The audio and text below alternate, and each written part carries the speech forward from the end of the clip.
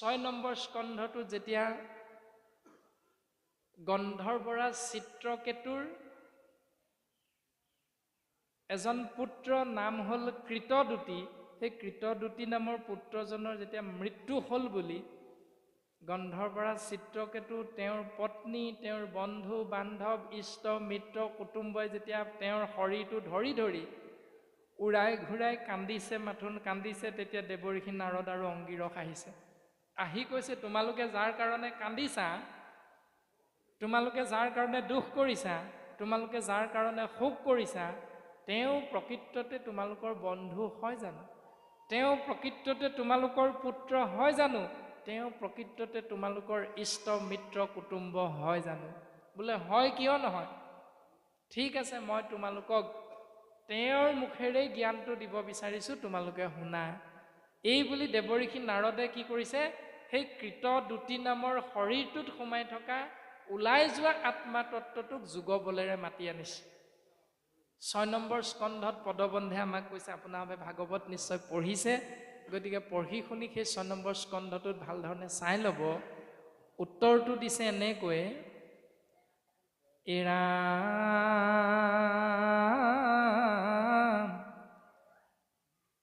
শোকনিগদতি পৰীক্ষিত মহাযশী অনন্তৰে মহাজ্ঞান কহি দুয়ো ঋষি। মহাজ্ঞান প্ৰদান কৰিলে অংগিৰা আৰু নাৰদে। তাৰ পাছত দেখিলে, ও দেখিলা নৃপতি কিছু ভৈলা ষষ্ঠ মন, জ্ঞাতি মিত্ৰ অন্যজনে কৰয় ক্ৰন্দন। ৰজা অকণমান আশ্বস্ত হৈছে, কিন্তু বাকীসকলে তেতিয়াও কান্দিয়া আছে। তেতিয়া দেৱঋষি নাৰদে কি কৰিলে, ও তাসম্বাৰ শোক গুচাই বাক ৰংগ মনে, মৃতক পুত্ৰক জীয়াই লন্ত তেতিক্ষণে। তেওঁলোকৰ মনৰ ভাৱনাটো জানি দেৱঋষি নাৰদে কি কৰিলে, সেই মৰা কৃতদূতি নামৰ পুত্ৰটোক জীয়াই দিলে। উদ্দেশ্য কি? ও ইহাৰ মুখতে জ্ঞান জানো ক সকলে, এহি মনে নাৰদে মাতিলা যুগ বলে। যুগৰ বলেৰে নাৰদে সেই আত্মাক শৰীৰটোলৈ পুনৰ উভতাই আনিলে। তাৰ পাছত জীৱাত্মাটোক কৈছে, ৰাম শুনৰে জীৱাত্মা তই, দেখ চক্ষু ভৰি, তোৰ পিতৃ মাতৃ সবে কান্দৈ তোক ধৰি। হেৰ' জীৱাত্মা, তই চাচোন, তোৰ পিতৃ মাতৃয়ে তোক ধৰি ধৰি কান্দি আছে, তই চকুৰে দেখা নাই? এই ৰামে তোৰ শোকে সন্তাপ কৰয় বন্ধুগণ, তাসম্বাক নমাতি আছস কি কাৰণ। তোক ধৰি ধৰি তোৰ বন্ধুবৰ্গই কান্দিছে, তই দেখা নাই? তই সিহঁতক নামাত কিয়? এই বুলি দেৱঋষি নাৰদে জীৱাত্মাক আদেশ কৰিছে। তেতিয়া জীৱাত্মাটোৱে কি বুলি কৈছে, এৰা জীৱে মাতিলে ক নাশুনি, নাৰদৰ বাণী, কাৰ মই পুত্ৰ মোৰ পিতৃ আছে কোনি। জীৱাত্মাটোৱে নাৰদক কৈছে, সেই দেৱঋষি নাৰদ, তুমি মোক কোৱাচোন প্ৰথম যে মই কাৰ পুত্ৰ, মোৰ পিতৃ কোন, তুমি মোক প্ৰথম চিনাকি কৰি দিয়া। তাৰ পাছত প্ৰকাশ কৰিছে, কৰ্মবশে ভ্ৰমময়ী সকলো জনিত ক্ষণো ঊৰ্ধ্ব ক্ষণো অধ ক্ষণো পৃথিৱীত। এই শৰীৰটোত সোমাই মই আত্মাই ২৪টা তত্ত্ব সহিতে পঞ্চভূতি নৰদেহাৰ ১০ ইন্দ্ৰিয় অধীন হৈ যিবিলাক কৰ্ম কৰিলোঁ, সেই কৰ্মৰ ফলটো ভোগ কৰিবৰ বাবে মই বিভিন্ন যোনিত জন্মগ্ৰহণ কৰোঁ। তেতিয়া মই মাছ কাছ চৰাই চিৰিকটি গৰু ছাগলী গছ গছনি বাঘ সিংহ আদিৰ শৰীৰত মই সোমাব লগা হয়। কেতিয়াবা স্বৰ্গত জন্ম হওঁগৈ, কেতিয়াবা নৰকলৈ যাব লগা হয়, কেতিয়াবা এই পৃথিৱীতে মই ভ্ৰমণ কৰি ফুৰিব লগা হয় বিভিন্ন শৰীৰত সোমাই সোমাই। আৰু যেতিয়া মই গৰুৰ শৰীৰত সোমাই কৰ্ম ফলটো ভোগ কৰোঁ, তেতিয়া মোৰ পিতৃ গৰু হয়, মোৰ মাতৃও গৰু হয়। যেতিয়া মই চৰাইৰ শৰীৰত সোমাই কৰ্ম ফল ভোগ কৰোঁ, তেতিয়া মোৰ পিতৃ চৰাই হয়, তেতিয়া মোৰ মাতৃ চৰাই হয়। যেতিয়া মই কৰ্ম ফল ভোগ কৰিবলৈ গছৰ শৰীৰত সোমাওঁ, তেতিয়া মোৰ পিতৃ গছ হয়, মাতৃ গছ হয়। যদি এওঁলোক দুজনেই প্ৰকৃততে মোৰ পিতৃ মাতৃ, তেতিয়াহ'লে তেওঁলোকনো মোৰ কি হ'ব? এতিয়া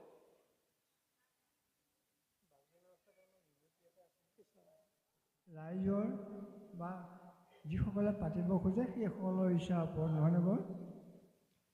সেয়া ভকত মানৱসকলে নিজৰ নিজৰ স্থানত সেইসকলে নিজে এইটো সিদ্ধান্ত কৰি ল'ব।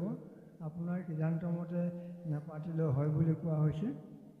আমি মাত্ৰ এইখিনিতে সুধিব খোজোঁ যে আমি বছৰেকৰ মূৰত আমি যদি তেওঁৰ এই তিৰুভাৱ তিথিটোৰ দিনাখন, সেই তিথিভাগত যিদিনাখন তেওঁ বৈকুণ্ঠগামী হৈছে, সেই দিনটোত আমি যদি তাৰ গুণগান কৰিবৰ কাৰণে আমি যদি একত্ৰিত হৈ তাৰ গুণগান কৰোঁ, তেতিয়া কিবা আপত্তি থাকে নেকি বা সেয়া কিবা অযুক্তিকৰ হ'ব নেকি? সেই কথাখিনি অকণমান আমাক ভাঙি দিলে আমি আমাৰ খোকোজা অকণমান দূৰ হ'ব। কাৰণ আমি সৰ্বসাধাৰণতে আমাৰ ৰাইজে পাতি থাকে তিৰুভাৱ তিথিভাগ দুইজনা গুৰুৰে পাতে। আৰু লগতে আৰু এটা কথা খুজিব খোজা হৈছে, এই যে আমাৰ যে সমাজত যিখিনি ধৰি লওক আমাৰ পিতৃপুৰুষ হওক বা মাতৃয়ে হওক পুৰুষৰ আমি বছৰেকৰ মূৰত যে যেনেকৈ পাৰে পানী এচলো দিয়ে, আন নহ'লেও বোলে তিথিৰ মূৰত পানী এচলো হ'লেও দিব লাগে। সেই বাক্যশাৰী আমাৰ সৰ্বসাধাৰণ আমাৰ ৰাইজৰ মাজত আছে। আৰু যে যি ধৰণে কোনোবাই নাম পাতি পেলাই পালন কৰিছে, কোনোবাই হওক গীতা আধ্যায়কে পাঠ কৰিছে বা এনেও ভকত নিজনক মাতি আনি পেলাই হওক সেৱা এটা কৰি বছৰেকৰ মূৰত তেওঁ তাৰমানে স্মৃতি হিচাপে পালন কৰোঁ। এতিয়া সৰ্বসাধাৰণতে আমি দেখা যায় যে যিকোনো এজন বিশিষ্ট ব্যক্তিৰ মৃত্যুৰ বাৰ্ষিকীয়ে হওক বা জন্মোৎসৱে হওক, আমি তেওঁক স্মৰণ কৰিবৰ কাৰণে, স্মৃতিচাৰণ কৰিবৰ কাৰণে সমাজত এনেধৰণে লগ ভাগ খাই হৈ এনেধৰণে স্মৃতিচাৰণ কৰে। আমি গুৰু দুজনাৰ তিৰুভাৱ তিথিটো সেই স্মৃতিচাৰণৰ উদ্দেশ্যই তেনেকৈ পাতি অহা হৈছে। এইখিনি যদি কিবাখিনি যদি যুক্তিযুক্ততা আছে বা অযুক্তিকৰ হয়, সেইখিনি কথাও যদি আপুনি অকণমান আমাক খোলসা কৰি দিয়ে আমি ধন্যবাদ মানিম।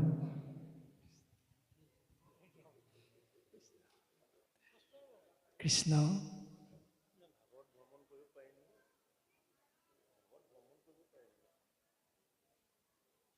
কৃষ্ণ, আমি কথাখিনি কৈ থকা হৈছে বা সমস্ত একেখিনি কথাকে আকৌ ইফাল সিফাল কৰি থকা নিচিনাহে অনুভৱ এটা হৈছে। আমি সেইখিনি কথাকে কৈ থকা হৈছে যে আপোনালোকে শাস্ত্ৰসন্মতে চলিব বিচাৰে নে নিবিচাৰে সেইটো আপোনালোকৰ কথা।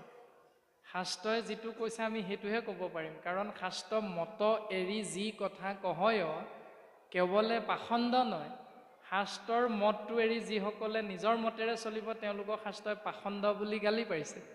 আপুনি পাখণ্ড হ'ব বিচাৰে নিবিচাৰে সেইটো নিজৰ কথা আমি শাস্ত্ৰৰ পদে যি ক'ব সেইটোহে ক'ম শাস্ত্ৰৰ পদ এৰি আমি নিজৰ মতেৰে এটা কথাও ক'ব নোৱাৰোঁ কাৰণ আমাক আপোনাৰভাৱে দায়িত্ব দিছে আমাক এই আসনলৈ পঠিয়াই দিছে শাস্ত্ৰই কি কৈছে সেইটো ক'বলৈ বাকী মানি লোৱা নোলোৱাটো আপোনালোকৰ নিজৰ বিষয় নিজৰ চিন্তা আমাৰ সনাতন মাৰ্গটোত আমি যেতিয়া চিন্তা কৰিম হিন্দু ধৰ্মত 5টা মাৰ্গৰ কথা কোৱা হৈছে পঞ্চদেৱ উপাসনা এক হ'ল সৌৰ অৰ্থাৎ সূৰ্যক প্ৰণাম কৰি দিনটোৰ নীতি নিয়ম আশ্ৰয় কৰা 2 হ'ল শৈৱ অৰ্থাৎ শিৱকে পৰম ঈশ্বৰ মানি সেই পন্থাটোৰে আগবঢ়া 3 নম্বৰতে হ'ল গাণপত্য গণেশক শ্ৰেষ্ঠ দেৱ হিচাপে আশ্ৰয় কৰি জীৱন অতিবাহিত কৰা 4 নম্বৰ হ'ল শাক্ত অৰ্থাৎ শক্তিক উপাসনা কৰি শ্ৰেষ্ঠ মানি সেই পন্থেৰে জীৱন আগবঢ়োৱা 5 নম্বৰ হ'ল বৈষ্ণৱ বিষ্ণুৰ উপাসক যিটো শংকৰ গুৰুজনাই অসম মুলুকত জীৱৰ কল্যাণৰ অৰ্থে দৰ্শন কৰাইছে এই 5টাৰ ভিতৰত আপোনালোকে কোনটো নিৰ্বাচন কৰে আপোনাৰ হ'ব নিজৰ নিজৰ কথা কিন্তু শংকৰ গুৰুজনাই যিটো দৰ্শন দিছে ভজনীয় হন্তে যদ্যপি ব্ৰহ্মা বিষ্ণু শিৱ তিনিও ঈশ্বৰ বিষ্ণু দেখে সিদ্ধি মনুষ্যৰ হয় ভাবিবৰ অৰ্থত তিনিওজন ঈশ্বৰৰ শাৰীত পৰে কিন্তু বিষ্ণুত সেৱা অৰ্পণ কৰাৰ মাধ্যমেৰেহে জীৱৰ পৰম মংগল হয়তো নিশ্চিত সিদ্ধান্ত শাস্ত্ৰই দিছে মানি লোৱা নোলোৱাটো নিজৰ নিজৰ কথা প্ৰাণজিৎ নামৰ শৰীৰটোও তাক একো গালি পাৰিব নোৱাৰে একো ক'ব নোৱাৰে শাস্ত্ৰইও একো কোৱা নাই প্ৰত্যেকটো দৰ্শন নিজৰ নিজৰ বাবে এৰি দিছে শাস্ত্ৰই কাৰণ আমাক বাকী 3 মুঠি জীৱতকে 2টা বস্তু বেছিকৈ দিছে এটা হ'ল জ্ঞান এটা হ'ল বিবেক তো জ্ঞান আৰু বিবেকযুক্ত মনুষ্যই কোনটো ভাল কোনটো বেয়া আমি জানো যদি আজি উদ্যোক্তা মণ্ডলীয়ে চাহৰ বিপৰীতে প্ৰত্যেকগৰাকী প্ৰত্যেকজন বাপকে যদি বাতিটোত ফেনাইল অকণ বাকি দিয়ে আপোনাহ'লে ফেনাইলখিনি ফ্ৰীতে পালোঁ বুলি খাবনে নাখায় খাবনে কোনোবাই বোলে চাহৰ পৰিৱৰ্তে চাহে দিছোঁ খোৱাচোন ফেনাইলহে বাকি দিছে খাবনে কোনোবাই কোনেও নাখায় কাৰণ জানে ফেনাইল খালে মৃত্যু হ'ব মৰিব ফ্ৰীতে পালোঁ বুলি যি ধৰণে ফেনাইল নাখাওঁ ফেনাইলৰ গোন্ধটো নাকত লগাৰ লগে লগে বিবেকটোৱে কৈ দিলে সাৱধান ই খোৱাৰ লগে লগে তুমি তৎক্ষণাৎ শৰীৰ অসুস্থ হ'ব ডাক্তৰ ঘৰলৈ যাব লাগিব তুমি বাচিবও পাৰা নেবাচিবও পাৰা সেইটো হ'ল বিবেক আৰু সেই জ্ঞানে আমাক সকিয়নি দি আছে যেটো তুমি নকৰিবা সাৱধান কৰিলে কিন্তু তোমাৰ বিপদ আছে সেই বিপদটোৰ কথা বুজি লৈ সেইটো কৰিম নকৰিম যি ধৰণে বুজি পাওঁ ঠিক তেনেধৰণে গুৰুজনাৰ তিৰুভাৱ তিথিটো শাস্ত্ৰই নাপাতিবলৈ বাৰে বাৰে কোৱাৰ পাছতো আমি যদি পাতিয়ে থাকোঁ সেইটোৱে হ'ল কৰ্ম মাৰ্গ আৰু জ্ঞান মাৰ্গৰ ব্যৱস্থা গতিকে সেই ব্যৱস্থাটোত যি সোমাই থাকিব শাস্ত্ৰই 3য় স্কন্ধত একাদশ স্কন্ধত খুব সুন্দৰভাৱে কৈছে উদ্ধৱৰ আগত কৃষ্ণদেৱে নিজ মুখে কৈছে জ্ঞান কৰ্ম ভকতি কহিলো কৰি ভেদ ভকতি পৰম পন্থ দিলো পৰিছেদ জ্ঞান মাৰ্গ কৰ্ম মাৰ্গ আৰু ভক্তি মাৰ্গৰ ভিতৰত ভক্তিয়ে হ'ল শ্ৰেষ্ঠ আৰু সেই ভক্তি মাৰ্গক আশ্ৰয় কৰা মোৰ কৃপা লাভ কৰিবা জ্ঞান মাৰ্গ কৰ্ম মাৰ্গ আশ্ৰয় কৰা মোৰ কৃপা লাভ কৰিব নোৱাৰা চিন্তা নিজৰ ঈশ্বৰৰ কৃপা লাগে নে নালাগে বিচাৰো নে নিবিচাৰো নিজৰ কথা আৰু বৰ্তমান পদবন্ধে কৈ আছে যে হেৰা দেৱঋষি নাৰদ জীৱাত্মাটোৱে কৈছে অৰ্থাৎ আমাৰ শৰীৰটোত যি আত্মা তত্ত্ব সোমাই আছে যি শক্তি তত্ত্ব সোমাই আছে সেই শক্তি তত্ত্বটো যেতিয়াই শৰীৰটোৰ পৰা ওলাই যাব তেতিয়া বগা কাপোৰ দি ঢাকি দিয়া বগা কাপোৰ দি যেতিয়া ঢাকি দিয়া যাব সেই শৰীৰটোৰ নামটো কি হ'ব ডেড বডি যেতিয়া বগা কাপোৰখন ঢাকি নিদিয়ে তেতিয়া কি হ'ব বডি শৰীৰৰ ইংৰাজী নাম হ'ল বডি আৰু যেতিয়াই তাক বগা কাপোৰেৰে ঢাকি দিব তাৰ নাম হ'ব ডেড বডি এতিয়া বডি হৈ থকাৰ কাৰণে ইয়াত কিবা এটা শক্তি আছিলে তাৰ নামটো হ'ল আত্মা ডেড বডি যেতিয়া হৈ গ'ল সেই শক্তিটোৰ নাম হ'ল প্ৰেতাত্মা নামবিলাক প্ৰত্যেকৰে তেনেধৰণে হয় শৰীৰ ইংৰাজীত হ'ল বডি এটা শক্তি আছে সেই শক্তিটোৰ নাম হ'ল আত্মা বডিৰ বিপৰীতে ডেড বডি হ'ল আত্মাৰ বিপৰীতে নাম হ'ল প্ৰেতাত্মা গীতা শাস্ত্ৰত কৈছে ভূত প্ৰেতগণ পূজে যিটো জন ভূতক প্ৰেতক পায় মদ্য মাংস তেজ উচিষ্টক ভুঞ্জৈ ফুৰে পুৰা মাছ খায়।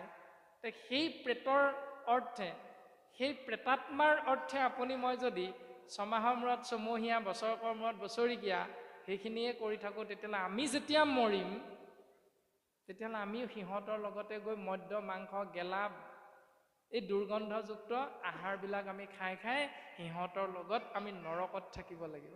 চিন্তা নিজৰ BA পাছ কৰিলোঁ MA পাছ কৰিলোঁ যদি আমি সেই গেলা পচা দুৰ্গন্ধ আহাৰযুক্ত আহাৰ গ্ৰহণ কৰি আমি নৰকত থাকিবলৈকে ইচ্ছা কৰোঁ সেইটো কোনেও কাকো বাধা নিদিয়ে। গতিকে পাছ কৰাৰ চাৰ্টিফিকেটখনৰ অন্ততঃ মূল্যটো ৰাখিবলৈ যত্ন কৰাটো আমাৰ অতীৱ প্ৰয়োজন।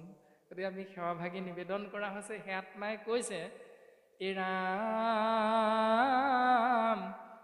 এসম্বেশে পিতৃ মাতৃ নিষ্ঠে শুৱে যেবে সকল জনিত কেনে উপজো হোঁতেবে। যদি এওঁলোকে মোৰ প্ৰকৃততে পিতৃ মাতৃ তেতিয়াহ'লে বাকী যোনিবিলাকত মই কেলে জন্ম হওঁ? তেওঁলোক মোৰ কি হ'ব মোক ক'ব লাগে। সবেও সবাৰে পিতৃ মাতৃ বন্ধুজন সবেও সবাৰে শত্ৰু মিত্ৰ উদাসীন সুবৰ্ণ ৰজত কৰি আদি দ্ৰব্য ছয় ব্যৱসায় কৰিলে যেনে কৰয় বিকয়। সোণৰ ব্যৱসায় কৰা জানে সোণৰ বিনিময়ত কি লয়? পইচা লয়। আপুনি মই 10,000 টকা দিলোঁ আঙুঠি এটা সোণৰ কিনি লৈ আহিলোঁ।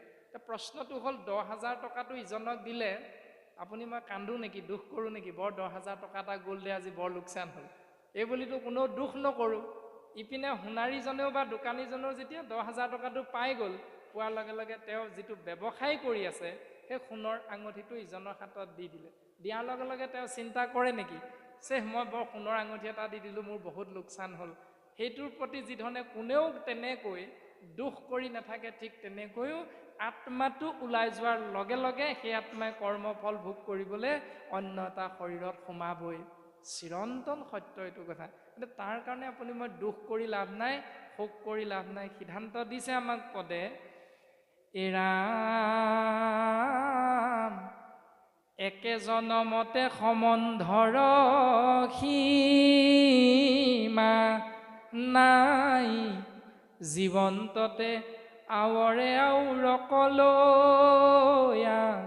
যায় পুত্ৰ ভাৰ্যা পশুধন বস্ত্ৰয় অলংকাৰ যে তীক্ষণে বেচিলতে খনে ভৈল তাৰ। পুত্ৰ ভাৰ্যা জীৱ জন্তু ধন বস্ত্ৰ অলংকাৰ যেতিয়া এজনে অন্যজনক বিক্ৰী কৰি দিয়ে তেতিয়া কিনাজনৰ হৈ যায়। সেইবিলাক যিজনে বিক্ৰী কৰে তেওঁ সেইবিলাকৰ কাৰণে দুখ নকৰে। ঠিক তেনেকৈ যাৱদেকে থাকৈ মানে আপোনৰ গৃহত তাৱদেকে মূৰ হেন নুগুচৈ মনত। যেতিয়ালৈকে নিজৰ গৃহত থাকিব তেতিয়ালৈকে মোৰ ভাৱনাটো নাইকিয়া হৈ নাযায়। কিন্তু যেতিয়া আনৰ ঘৰলৈ গুচি যাব তেতিয়া সেই ভাৱনাটো আঁতৰি যায়। যেনেকৈ এগৰাকী কন্যাক বিবাহৰ বাবে অন্য ঘৰলৈ উলিয়াই দিয়া যায় অন্য এজনৰ ওচৰত গতাই দিয়া যায় তেতিয়া সেই মোহটো তৎক্ষণাৎ পিতৃ মাতৃ নাইকিয়া হৈ গুচি যায়। আজিৰ পৰা আৰু তেওঁ মোৰ ছোৱালী হৈ থকা নাই অন্যৰ ছোৱালী হ'লগৈ। সেইটো আমি কোনো দুখ নকৰোঁ। এই ব্যৱস্থাটোৰ কথা কৈছে এহিমতে ফুৰৈ জীৱ সকল যোনিত কোনে পুত্ৰ বুলিবাক পাৰয় নিশ্চিত। কোনে কাক মোৰ পুত্ৰ বুলি ক'ব পাৰিব? কোনেও আমি ক'ব নোৱাৰোঁ। স্বৰূপ অব্যয় জীৱ সবাৰে আশ্ৰয় আপোনাকে মায়া কৰি আপুনি স্ৰজয় নাহি তাৰ শত্ৰু মিত্ৰ আপোন বাপৰ আপুনি সবাৰে সাক্ষী আপুনি ঈশ্বৰ বুলি কৈছে। গতিকে এনেকৈয়ে উদাসীন সমজীৱ পৰম নিৰ্মল কৃষ্ণক নভজে জীৱে তাৰ মাত্ৰ দুখ এতেকেহে নানা দুখ দেখে অসন্তোষ। সেইকাৰণে আমি জীৱবিলাক অসন্তোষী আমি দুখত পৰি থাকোঁ। এতিয়া বাপজনে সোধা প্ৰশ্নকেইটাৰ উত্তৰ দ্বিতীয় স্কন্ধতো কৈছে। আমি 6 নম্বৰ স্কন্ধত এইকেইটা কথা কোৱা হ'ল।